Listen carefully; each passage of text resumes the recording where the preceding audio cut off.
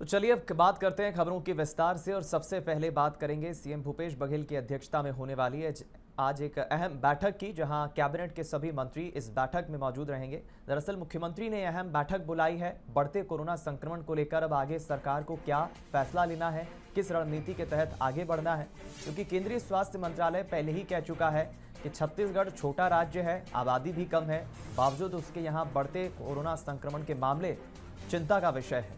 इस पर मुख्यमंत्री भूपेश बघेल और प्रदेश के स्वास्थ्य मंत्री ने भी चिंता जताई है। हो सकता है आज की बैठक में लॉकडाउन को लेकर भी बड़ा फैसला सरकार ले।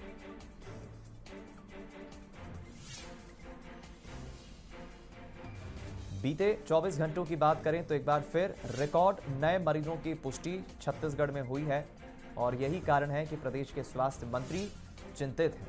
हालांकि अभी प्रदेश में नाइट कर्फ्यू पहले ही चल रहा है और दूसरी तरफ दुर्ग में 14 अप्रैल तक लॉकडाउन लगाने का फैसला सरकार पहले ही ले चुकी है।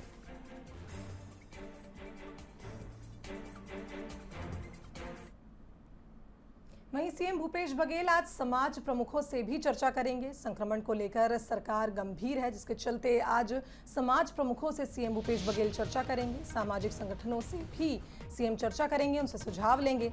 दोपहर 12 बजे वीडियो कॉन्फ्रेंसिंग के जरिए ये चर्चा होगी। संक्रमण रोकने में सहयोग की सीएम भूपेश बघेल अपील करेंगे। तो संक्रमण लगातार बढ़ता जा रहा है, जिसके चलते आज सामाजिक संगठनों से सीएम भूपेश बघेल चर्चा करेंगे। दोपहर 12 बजे वीडियो कॉन्फ्रेंसिंग के जरिए ये अहम चर्चा होगी।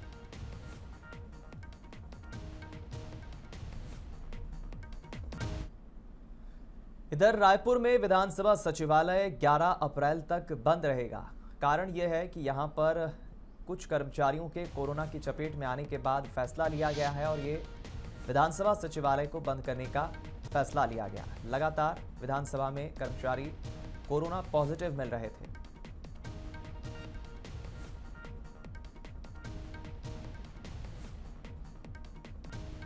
तो विधानसभा में लगातार कोरोना के मरीज सामने आ रहे हैं, जिसके चलते आज से 11 अप्रैल तक विधानसभा सचिवालय बंद रहेगा। राजधानी में कोरोना संक्रमण लगातार बढ़ता जा रहा है, जिसके चलते ये फैसला लिया गया।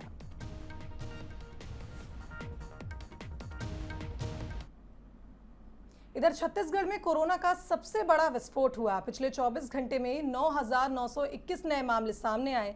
प्रदेश में 53 लोगों की कोरोना के चलते मौत हुई है। वहीं एक्टिव केसेस की बात की जाए तो यह आंकड़ा 50,000 के पार पहुंच गया है। कुल एक्टिव केसेस की संख्या 52,445 पहुंच गई है। ये एक बड़ा चिंता का विषय है सरकार के लिए, क्योंकि नए मरीजों की जो पुष्टि हर दिन हो रही है, बढ़ते मामले इस तरफ इशारा कर रहे हैं। अलग अलग जिलों से जो कोरोना संक्रमितों के आंकड़े आए हैं वो आप देख रहे हैं। प्रदेश के अलग अलग जिलों में कितने नए मरीजों की पुष्टि हुई है। यही कारण है कि आज मुख्यमंत्री भूपेश बघेल ने अहम बैठक बुलाई है आगे की रणनीति पर काम करने के लिए, किस मोर्चे पे अब प्रदेश को आगे बढ़ना है। हालांकि कृषि मंत्री पहले ही कह चुके हैं कि अब हम 3 मोर्चों पर सख्ती से काम कर रहे हैं। पहला है मास्क, दूसरा सैनिटाइजर और वैक्सीनेशन और तीसरा सख्ती।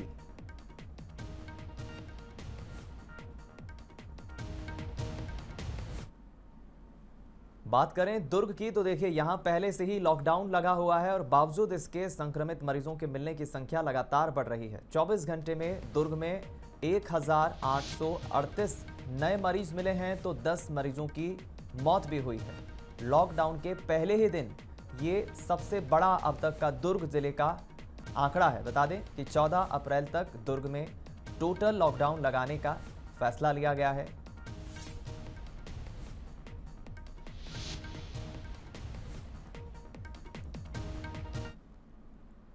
छत्तीसगढ़ में कोरोना के रिकॉर्ड तोड़ केस सामने आ रहे हैं। इस बीच बिलासपुर में भी स्थिति भयावह हो गई है। हर गली, मोहल्ले, कॉलोनी, अपार्टमेंट में मरीज मिल रहे हैं। जिले में पिछले 24 घंटे में 492 नए केसेस की पुष्टि हुई, वहीं जिससे स्वास्थ्य विभाग की चिंता और बढ़ गई है। अस्पतालों में बेड की संख्या भी बढ़ाई जा रही है। 646 ऑक्सीजन और 196 आइसोलेशन वार्ड की व्यवस्था भी की गई, लेकिन इसके बाद भी लोग मानने को तैयार नहीं है। बाजारों में लगातार लोगों को बिना मास्क के देखा जा रहा है।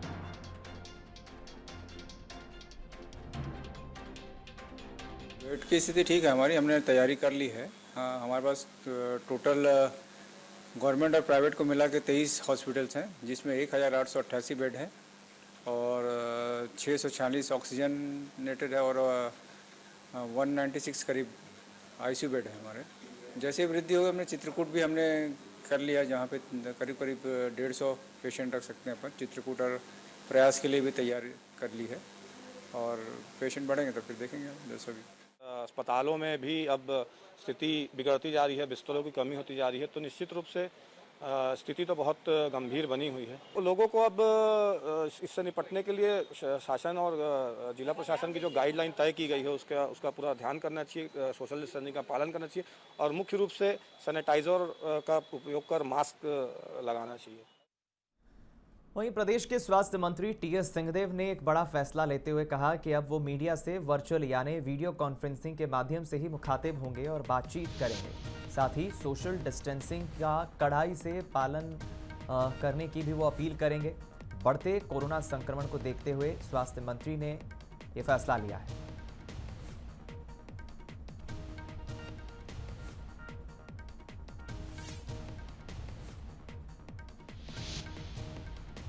जाहिर है कि प्रदेश में जिस तरह कोरोना संक्रमण बढ़ रहा है उसके लिए सरकार की कोशिश यही है कि किस तरह हम इस संक्रमण पर काबू पा सकें और यही कारण है कि नित्य नए प्रयोग और नित्य नए फैसले कोरोना संक्रमण को रोकने के लिए सरकार और सरकार के मंत्री उठा रहे हैं।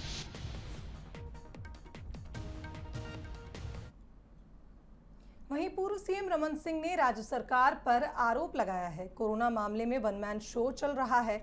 छत्तीसगढ़ में कोरोना संक्रमण में मृत्यु में नंबर 1 पर छत्तीसगढ़ पहुंच चुका है। कोरोना सेस के 400 करोड़ सरकार के पास हैं, उसे कहां खर्च किया? ना वेंटिलेटर है, ना ऑक्सीजन है, शमशान में जगह नहीं मिल रही है। सरकार विपक्ष से भी कोई बातचीत नहीं करना चाहती। क्या कुछ कहा रमन सिंह ने और आरोप भूपेश सरकार पर क्या कुछ लगाए हैं, सुनाते हैं आपको। आप तो पॉपुलेशन के रेशो के अनुसार यदि देखोगे तो छत्तीसगढ़ नंबर 1 है और मौत की संख्या में छत्तीसगढ़ नंबर 1 है। अव्यवस्था के मामले में छत्तीसगढ़ नंबर 1 है। आज पूरे छत्तीसगढ़ में एक भी वेंटिलेटर खाली नहीं है। आज पूरे छत्तीसगढ़ में एक भी आईसीयू खाली नहीं है। आज पूरे छत्तीसगढ़ के बड़े हॉस्पिटल में एक भी बेड खाली नहीं है। ना प्राइवेट ना सरकारी अस्पताल। प्राइवेट में तो 4 लाख 5 लाख लग रहा है। मध्य प्रदेश ने निःशुल्क इलाज शुरू कर दिया कोविड के लिए गरीबों का। यहाँ तो गरीब का घर बिक रहा है, मौत हो रही है, परिवार तबाह हो रहा है, मगर सरकार को इस बात की चिंता नहीं। आज पूरा छत्तीसगढ़ त्राही कर रहा है। राजनांदगांव जैसी जगह में 1200 केस, दुर्ग में 1500 केस, शमशान में जलाने की जगह नहीं, मर्चरी में बॉडी रखने की जगह नहीं है। मगर अजीब सरकार है। संवेदनहीनता की पराकाष्ठा यदि कहीं किसी हिंदुस्तान में देखा जा सकता है तो छत्तीसगढ़ में देखा जा सकता है। कोई पूछने को तैयार तो हो महाराज, इस प्रदेश में कोई बात तो करने के लिए तैयार हो। बाकी राज्यों में तो ऑल पार्टी मीटिंग होती है, यहाँ आज तक किसी बड़े से बड़े मुद्दों में कभी विश्वास नहीं लिया गया विपक्ष। इधर छत्तीसगढ़ माध्यमिक शिक्षा मंडल ने मंगलवार को एक अहम फैसला सुनाते हुए बताया कि अब तय समय पर ही 10वीं और 12वीं बोर्ड की एग्जाम्स होंगी और ये एग्जाम्स ऑफलाइन ही होंगी। जाहिर है कि छात्रों के मन में लंबे वक्त से एक जिज्ञासा थी और एक सवाल भी था कि परीक्षा को लेकर उनका भविष्य क्या होगा और यही कारण है कि छत्तीसगढ़ माध्यमिक शिक्षा मंडल के सचिव वीके गोयल ने कहा है कि छात्रों का साल बर्बाद ना हो, इसलिए हमने ये फैसला लिया है। वहीं कोरोना पॉजिटिव और कंटेनमेंट जोन के छात्रों को जनरल प्रमोशन मिलेगा, लेकिन तय समय पर ही 10वीं और 12वीं के बोर्ड एग्जाम होंगे जो कि ऑफलाइन तरीके से ही लिए जाएंगे।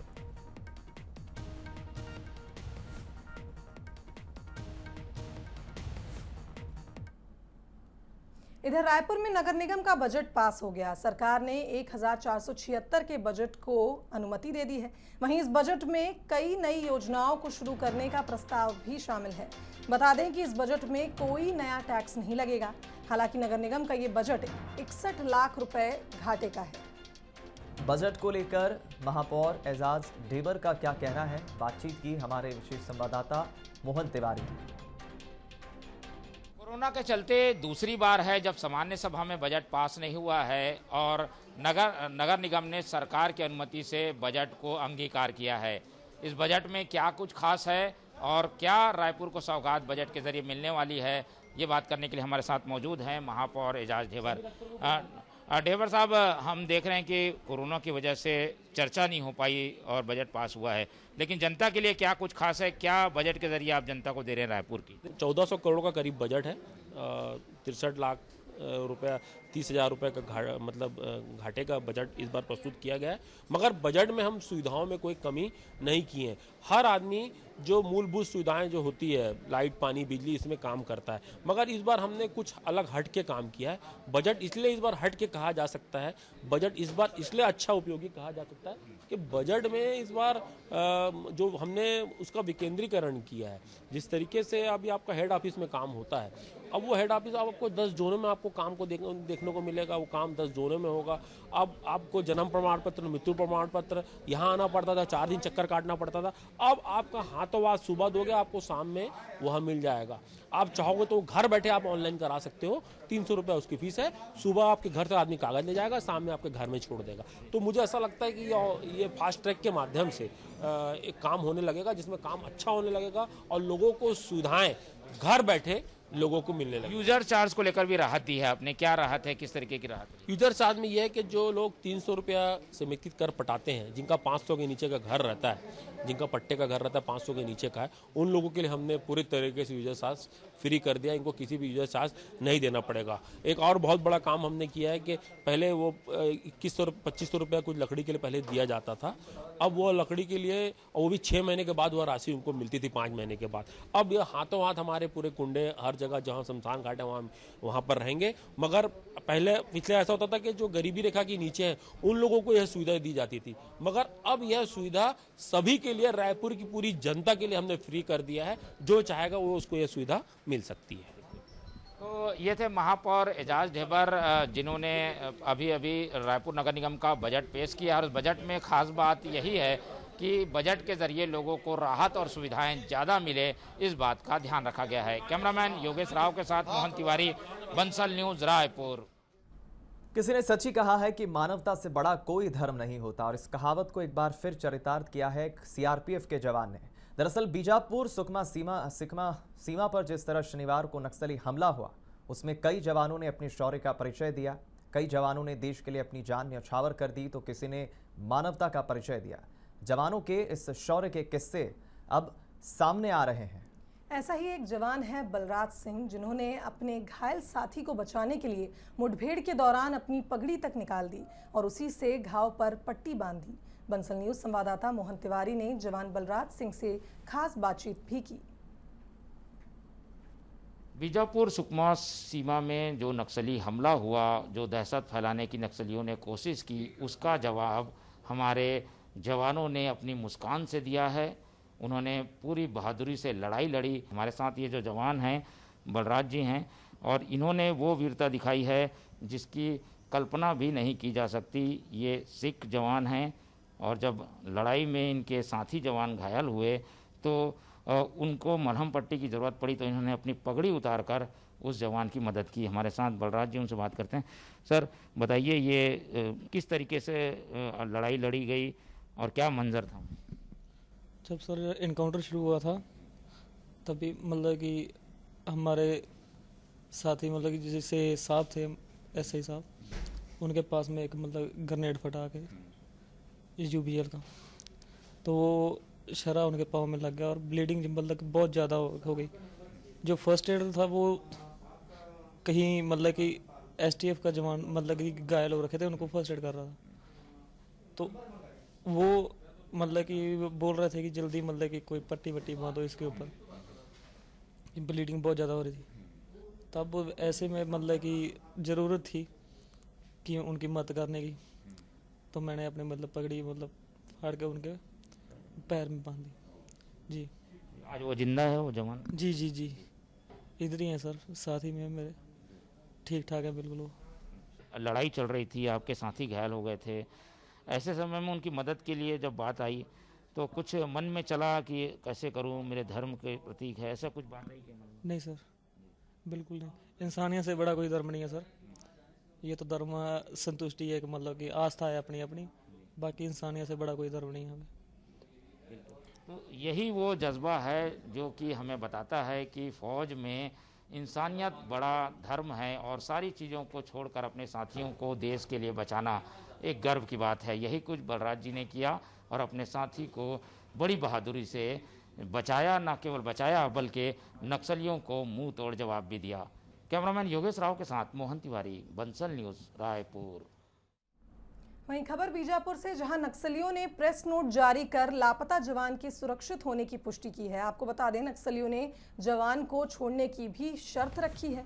मध्यस्थों का ऐलान करे सरकार, बहुत जल्द ही जवान को रिहा किया जाएगा। पुलिस इस मामले में कोई षड्यंत्र ना रचे। वहीं नक्सलियों ने 5 नक्सली मारे जाने का भी जिक्र किया। बता दें आपको, ये press note Dandakaranya zonal committee ने जारी किया है और इसमें जिक्र किया है कि हमने 14 हथियार और 2000 कारतूस भी लूट लिए हैं। लूटे गए हथियारों की तस्वीर भी इस प्रेस नोट के माध्यम से उन्होंने जारी की है। दंडकारण कमेटी के ये प्रेस नोट की बात जो सामने आई है, उसके बाद 5 नक्सलियों के मारे जाने की उन्होंने बात स्वीकार की है, लेकिन जवान को छोड़ने के लिए उन्होंने एक शर्त रखी है और वो शर्त यह है कि सरकार मध्यस्थों का ऐलान करे। बता दें आपको, शनिवार को यानी 3 अप्रैल को नक्सली हमला हुआ था, मुठभेड़ हुई थी जिसमें हमारे 22 जवान शहीद हो गए थे। हालांकि दूसरी तरफ एक ऑडियो भी एक जवान का वायरल हुआ जिसमें वो जवान ये पुष्टि कर रहा है कि 40 से ज़्यादा नक्सली मारे गए। लेकिन दूसरी तरफ ये प्रेस नोट जारी हुआ है और इस प्रेस नोट के माध्यम से कहा गया है नक्सलियों की तरफ से कि हमारे 5 नक्सली मारे गए हैं। इधर दूसरी तरफ सुरक्षा बल और नक्सली मुठभेड़ का खौफनाक मंजर कुछ रहवासियों ने अपनी आंखों से देखा था। बंसल न्यूज संवाददाता चेतन कापेवार एक बार फिर जीरा गांव पहुंचे और स्थिति का जायजा लिया। इस दौरान उन्होंने यहां के लोगों से भी बातचीत की। 3 अप्रैल की सुबह हुए देश के सबसे बड़े हमले में जीरा गांव में जिस तरीके से इतना बड़ा मुठभेड़ हुआ जिसमें हमारे 22 जवान शहीद हो चुके थे। 4 तारीख की सुबह जब हम इस जगह जीरा गांव में पहुंचे थे, बंसल न्यूज़ की टीम जब यहां पहुंची थी, तब इस जगह इस गांव का मंजर भयावह था। बहुत ही ख़राब था इस जगह का माहौल, अस्त व्यस्त। जो हमारे देश के जवान थे वो पूरे गांव में बिखरे पड़े थे, उनके जो शव थे। पूरा का पूरा ये जो गांव था, जीरा गांव, ये पूरा खाली हो चुका था। इस गांव में एक भी ग्रामीण मौजूद नहीं थे। मगर आज फिर इस जीरा गाँव में जब हमारी टीम यहाँ पहुँची तो यहाँ का जो मंजर है वो कुछ और नज़र आया। यहाँ के जो ग्रामीण हैं वे पुनः इस गांव में वापस आ चुके हैं। हम उनसे जानते हैं कि क्या हालात थे यहाँ पर और वे क्यों यहाँ से चले गए थे। 3 तारीख के सुबह जब यहाँ पर मुठभेड़ चल रही थी तब आप लोग कहाँ थे? पुवर्ती में सर। क्यों गए हुए थे हिड़मा? गोली लगेगा बोल के पुवर्ती गए थे सर। अच्छा, यहाँ पहले कौन, पुलिस वाले आए थे या फिर नक्सली? पुलिस वाले सर। अच्छा, पुलिस वाले आए थे। उसके बाद पुलिस वाले किधर गए यहाँ से? इधर पहाड़ी तरफ गए सर। पहाड़ी तरफ क्या हुआ हिड़मा जी? फायरिंग स्टार्ट हुआ सर। फिर आप लोग कहाँ भागे? फिर कहाँ भागे आप लोग? इधर पुवर्ती में सर। पुवर्ती भागे। क्यों भागे? किस चीज का डर था आप लोगों को? गोली लगेगा बोल के हम लोग भाग गए थे सर। अच्छा, गोली लगेगा बोल के भागे। फिर आप लोग कब आए गांव में? सोमवार को सर। तो आपने ये जो मड़कम हिड़मा है, इस गांव का ग्रामीण है, इसकी जुबानी आपने सुनी कि किस तरीके से ये जो ग्रामीण है इनका भय यहाँ पर लगातार बना हुआ है। चेतन कापेवार, बंसल न्यूज़, ग्राउंड जीरो, जीरा। इधर दूसरी तरफ जो लापता जवान है उसकी पत्नी लगातार गुहार कर रही है सरकार से कि उसके पति को छुड़ाया जाए। लेकिन दूसरी तरफ प्रदेश के ही कैबिनेट मंत्री, खाद्य मंत्री अमरजीत भगत ने मीडिया ब्रीफिंग में बात कही है कि मुख्यमंत्री भूपेश बघेल ने घायल लापता जवान के परिवार से बातचीत की है, परिजन से बातचीत की है और ये भरोसा भी दिया है कि जल्द ही लापता जवान को छुड़ा लिया जाएगा नक्सलियों से। तो नक्सली हमले के बाद से जवान राकेश्वर सिंह लापता है। वहीं मुख्यमंत्री ने लापता जवान के परिवार से बातचीत करी और उनको विश्वास दिलाया कि जल्द ही जवान को छुड़ा लिया जाएगा। माननीय मुख्यमंत्री जी ने कल उस पीड़ित परिवार से बात भी किया और मैं बात सुन रहा था कि माननीय मुख्यमंत्री जी से जब वो अपील कर रहे थे, माननीय मुख्यमंत्री जी ने कहा है कि हम हर संभव प्रयास कर रहे हैं और उसको छुड़ाने का। गरियाबंद में जब शहीद का पार्थिव देह गांव पहुंचा तो पूरा गांव उमड़ पड़ा। आंखें नम थीं, देशभक्ति के नारे लग रहे थे और इन सबके बीच 1 साल का मासूम अपने शहीद पिता को मुखाग्नि दे रहा था। इससे बड़ी और क्या कुर्बानी होगी, देखिए रिपोर्ट। पापा, मैं 1 साल का ही हूँ। अब आप मेरे लिए खिलौने नहीं लाओगे, अब आप लौट के नहीं आओगे। इससे बड़ा और क्या गम होगा कि 1 साल का बेटा अपने पिता को मुखाग्नि दे रहा हो। इससे बड़ा और क्या दुख होगा कि एक पत्नी अपना सुहाग गुजरता देख रही हो। और इससे बड़ा क्या बलिदान होगा कि देश के लिए एक जवान कुर्बान हो गया हो।